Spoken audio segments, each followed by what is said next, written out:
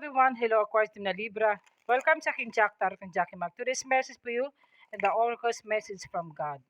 I hope receive you guys. If not, maybe next time, we'll sinod po you. Pawang gabay lamang po ito na sa taas ng ating pagtiwala sa ating Panginoon at be minded po sa aking mga reading at hindi po lahat makaresonate. Okay, sisimula na po natin guys.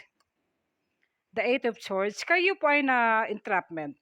Feeling entrapment. Huwag kayong masyadong stress. Napilitan ka sa pumasok sa ganitong sitwasyon. Po dito sa career mo sa trabaho, is other napilitan ka sa isang tao na hindi mo naintindihan kung ano bang karapat dapat. Po dito sa relationship o sa trabaho.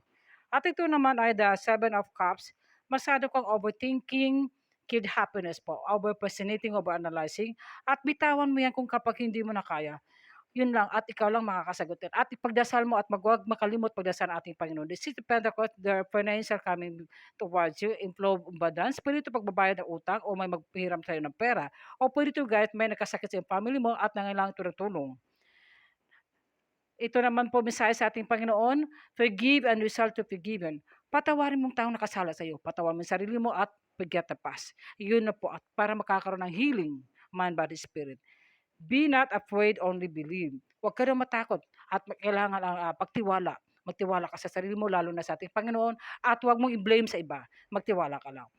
Ito naman po, mensahe sa ating anghel, Archangel Charel, give and receive love over the spiritual law. Kailangan ay mahalin mo yung tao kahit kaaway mo at ipakita mo, be obedience din. At yung lalo na sa mga spiritual laws, alam mo kung anong gagawin mo. Mahalin mo ang sarili mo din. At ito naman po sa Oracle Card, it's up to you. Nasa iyo ang desisyon guys. Kung ano mga plano mo bago ka magdesisyon, bago ka magplano, kailangan pag-isipan mabuti at huwag padus-dalos po. Yan po sa mga Oracle Card sa mga according na Libra. Thank you po.